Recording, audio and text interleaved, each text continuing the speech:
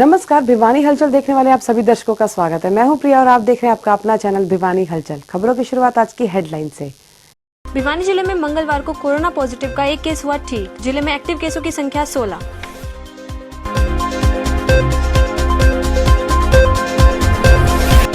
एक साल बाद भिवानी से दिल्ली के लिए चलेंगी रोडवेज की 6 बसें। कोविड-19 और किसान आंदोलन की वजह से थी बंद। 10 दिनों से पेयजल आपूर्ति न होने से न्यू पार्क कॉलोनी के निवासियों ने प्रशासन के खिलाफ की जमकर नारेबाजी। सड़क हादसे में एक व्यक्ति की हुई मौत, परिजनों ने की न्याय की मांग।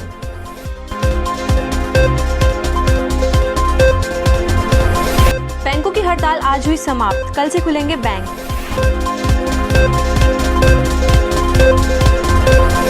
चौधरी बंसीलाल विश्वविद्यालय में राष्ट्रीय शिक्षा नीति के क्रियान्वयन को लेकर शिक्षा बोर्ड के तत्वाधान में हुआ राष्ट्रीय सेमिनार का आयोजन।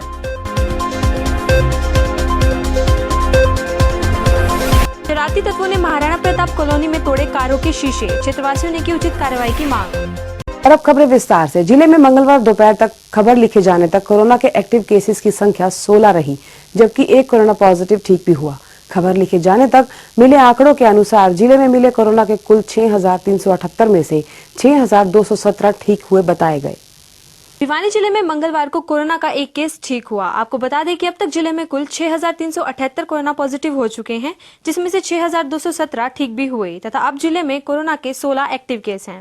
यह कहना था सिविल सर्जन डॉक्टर सपना गहलावत का। वहीं उन्होंने जिले वासियों से अपील करते हुए कहा कि अगर किसी भी व्यक्ति को खांसी, बुखार या जुकाम जैसी समस्या होती है तो वे तुरंत डॉक्टर से संपर्क करके अपनी जाँच अवश्य करवाएं। मुंह पर मास्क का प्रयोग करें, वे बार बार अपने हाथों को अवश्य धोएं। भिवानी से दिल्ली जाने वाले बस यात्रियों के लिए राहत की खबर सामने आई है। पिछले एक साल से इस रूट पर बंद पड़ी सीधी बस सेवा को मंगलवार से बहाल कर दिया गया। इस रूट पर करीबन 4 से 5 हजार यात्री रोजाना सफर करते हैं, जिसके चलते इस रूट पर फिलहाल 6 बसें बहाल की गई हैं। गौरतलब है कि पिछले एक साल से भिवानी से दिल्ली के लिए बंद रोडवेज बस सेवा की शुरुआत 16 मार्च से फिर शुरू हुई तथा अब भिवानी से वाई नजफगढ़ नांगलोई होते हुए दिल्ली तक सीधी बस सेवा शुरू की जाएगी। वहीं आपको बता दें कि अब इस रूट पर 6 बसें बहाल की जाएंगी तथा यात्रियों की परेशानियों को कम किया जाएगा। पिछले साल कोरोना वायरस तथा किसान आंदोलन के चलते बस सेवाओं को बंद किया गया था, जिसके बाद उन्हें अब शुरू किया जाएगा। 4 बजे चलाई अभी, एक तो 5 बजे है, एक 6:50 पे है, एक 11 बजे है और एक 12:53 के ऊपर है। हम इनका ट्रायल ले रहे हैं कि देखते हैं कहाँ तक मिलती है, क्योंकि हमारी नजफगढ़ से वाया नजफगढ़ है ये भी, और तो कोई हमारे को रास्ता ही नहीं है दिल्ली जाने के लिए। सिर्फ एक नजफगढ़ और एक ये क्या सवारी बन रही है आहिस्ता आहिस्ता, आप भेजो। तो मैंने कल ही गाड़ी लगा दी, आज भी गाड़ी गई है मेरी। तो शाम से भी मैं 2 गाड़ी चलाने सोच रहा हूँ, तो शाम से 2 गाड़ी चलते रहे। तो जहाँ पब्लिक की सुविधा के लिए बैठी है, पब्लिक की सुविधा नहीं देने से फायदा क्या होगा। पिछले कई दिनों से पेयजल किल्लत झेल रहे न्यू पार्क कॉलोनी वासियों का रोष आज नारेबाजी के रूप में बाहर आया। क्षेत्रवासियों ने संबंधित अधिकारियों पर पूरी तरह से उनकी समस्या की अनदेखी के आरोप लगाते हुए नारेबाजी की और क्षेत्र में पेयजल आपूर्ति की मांग की। भिवानी के न्यू पार्क कॉलोनी में पिछले 10 दिनों से पीने के पानी की किल्लत बनी हुई है। इसी के चलते न्यू पार्क कॉलोनी के निवासियों ने मंगलवार को प्रशासन के खिलाफ जमकर नारेबाजी की।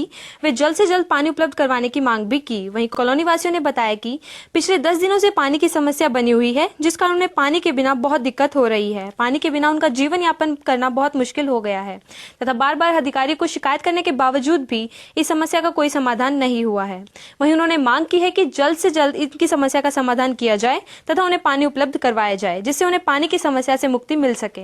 पानी ना आंदा और इतने परेशान हो रहे हैं, हम सारे का टेंशन हो रही है हमारा आड़ से लेकिन रोड गली में ना को नहीं आंदा पानी 10 दिन में।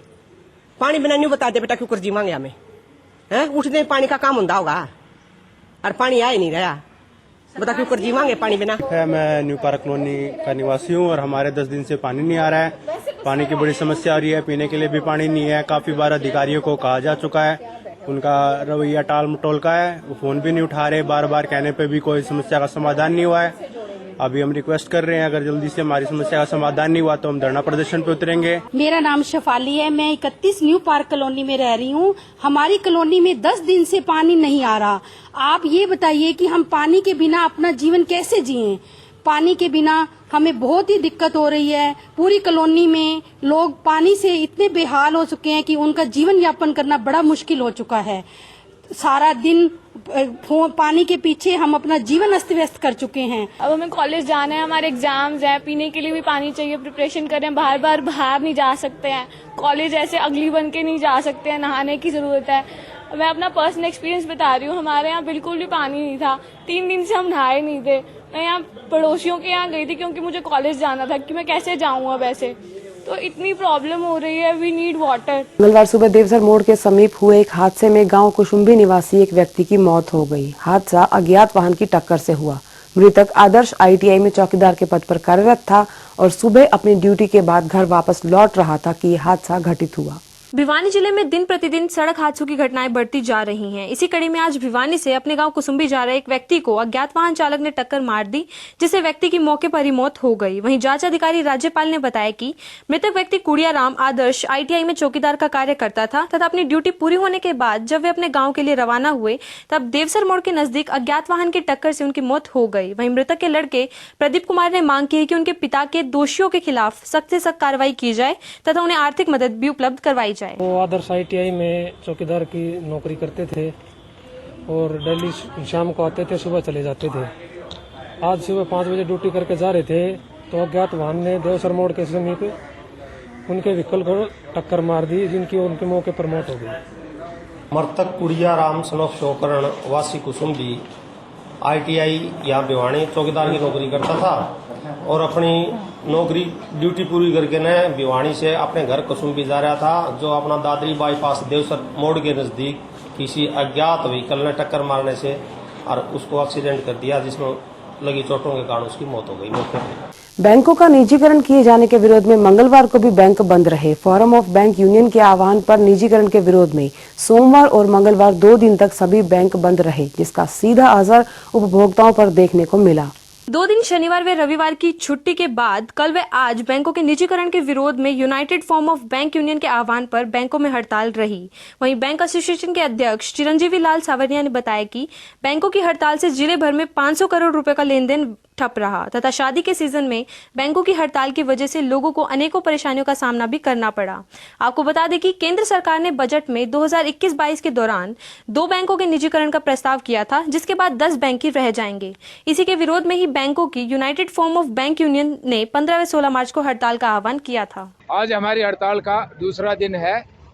आज अभी हम यहाँ के लोकल स्तर पे निर्णय नहीं ले सकता, नेशनल लेवल पे हमारी यूनाइटेड फ्रंट के जो नेता हैं वो आज शाम को मीटिंग है और वो आगामी कार्यवाही का निर्णय लेंगे और उसके बाद हम आगामी कार्यवाही पे अमल करेंगे।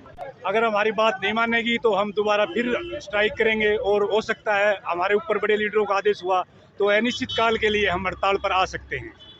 सरकार को हमारी बात माननी पड़ेगी, नहीं माननी तो हमारा भी नुकसान हो सकता है, सरकार का भी नुकसान हो सकता है। राष्ट्रीय शिक्षा नीति के क्रियान्वयन में शिक्षकों की भूमिका, इस विषय पर राष्ट्रीय सेमिनार का आयोजन चौधरी बंसीलाल विश्वविद्यालय के सभागार में किया गया। भारतीय शिक्षण मंडल और नीति आयोग के सौजन्य से आयोजित इस सेमिनार में बतौर मुख्य अतिथि पहुंचे बोर्ड चेयरमैन इस नीति में शिक्षकों की अहम भूमिका बताते हुए भारत को एक बार फिर विश्व गुरु के पद पर पहुंचाने की बात कही।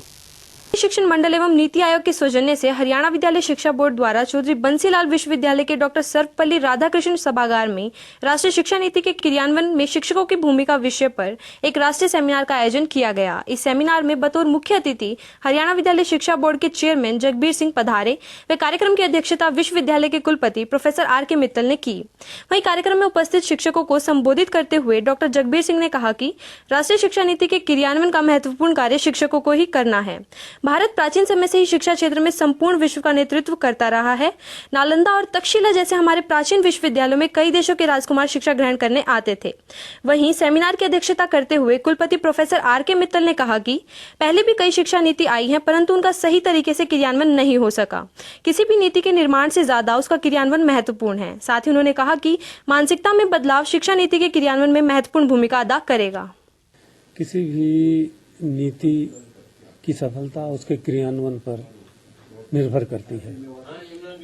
राष्ट्रीय शिक्षा नीति 2020 का क्रियान्वयन अति आवश्यक है, क्योंकि इसमें ऐसे प्रावधान किए गए हैं जिससे कि भारत 21वीं शताब्दी में एक आर्थिक, तकनीकी आध्यात्मिक तथा सामाजिक रूप से एक अग्रणी देश के रूप में उभर पाएगा और जो पुरातन समय में भारत को विश्व गुरु माना जाता था उसको पुनः स्थापित करने का एक ये अवसर नीति प्रदान करती है कि भी राष्ट्रीय शिक्षा नीति लागू करने में अध्यापकों का योगदान, मैं भारतीय शिक्षा मंडल की बहुत बहुत सराहना करता हूं, उनको धन्यवाद देता हूं कि इस विषय में उन्होंने एक संगोष्ठी रखी, क्योंकि विद्यार्थी को जो संस्कार देने तो अध्यापक नहीं देने हैं, उसको पूरी तरह से मोल्ड करना है, तो ये भी अध्यापक का ही काम है, गुरु ही विद्यार्थी को बना सकता है। सोमवार देर रात कुछ शरारती तत्वों द्वारा नगर की महाराणा प्रताप कॉलोनी में कारों के शीशे तोड़ने का मामला सामने आया। कॉलोनी वासियों ने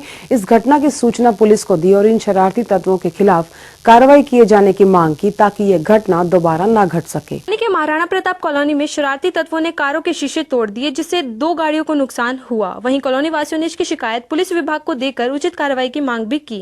साथ ही उन्होंने बताया कि कल रात को कुछ शरारती तत्वों ने 2 बजे कॉलोनी में खड़ी गाड़ियों के शीशे तोड़ दिए। वहीं पवन सिंह ने बताया कि रात को 2 बजे उन्होंने देखा कि उनकी गाड़ियों के शीशे टूटे हुए हैं और उन्होंने इसकी शिकायत पुलिस विभाग को दी है। उन्होंने कहा कि आर्थिक नुकसान के साथ साथ उन्हें मानसिक रूप से भी परेशानियों का सामना करना पड़ रहा है तथा उनके अंदर डर का माहौल बना हुआ है। आपको बता दें कि आसपास पूछताछ करने के बाद भी शरारती तत्वों का अभी तक कोई पता नहीं लगा है। पवन सिंह है जी, मैं गवर्नमेंट कॉलेज में असिस्टेंट प्रोफेसर हूँ और रात को मैंने 2 बजे उठ के देखा तो गाड़ी के शीशे विंड स्क्रीन तोड़ रखी थी। एक मेरी गाड़ी है, हमारे पड़ोस में भाई साहब हैं विनोद जी, उनकी गाड़ी का भी शीशा तोड़ रखा है। ये हाँ, हमें अभी पुलिस कंप्लेंट करके आए हैं कि किसी असामाजिक तत्व ने, अननोन पर्सन ने गाड़ी के शीशे तोड़ दिए हैं। हमें आर्थिक नुकसान तो हुआ ही है, साथ साथ में मानसिक रूप से भी हम परेशान रहे हैं इस वजह से, क्योंकि जिससे ही पूछते हैं वो मना कर देता है। मैंने 2 बजे उठ के देखा है, 2 बजे शीशा टूटा हुआ था। मैंने पूछताछ की, यहाँ धर्मशाला में शादी का प्रोग्राम था, उनसे पूछताछ की बट उन्होंने मना कर दिया कि सर हमने नहीं किया ये। तो सुबह जब उठ के फिर हमने फिर पूछताछ करी तो फिर भी लोग मना ही कर रहे हैं, इस वजह से हम पुलिस कंप्लेंट करके आए हैं। बुलेटिन के अंत में एक बार फिर से नजर आज की हेडलाइंस पर।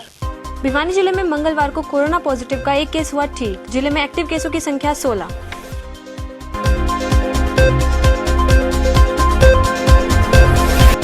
एक साल बाद भिवानी से दिल्ली के लिए चलेंगी रोडवेज की 6 बसें। कोविड-19 और किसान आंदोलन की वजह से थी बंद। 10 दिनों से पेयजल आपूर्ति न होने से न्यू पार्क कॉलोनी के निवासियों ने प्रशासन के खिलाफ की जमकर नारेबाजी। सड़क हादसे में एक व्यक्ति की हुई मौत, परिजनों ने की न्याय की मांग।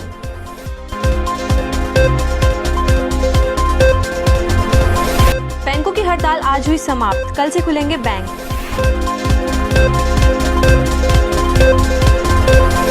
चौधरी बंसीलाल विश्वविद्यालय में राष्ट्रीय शिक्षा नीति के क्रियान्वयन को लेकर शिक्षा बोर्ड के तत्वाधान में हुआ राष्ट्रीय सेमिनार का आयोजन।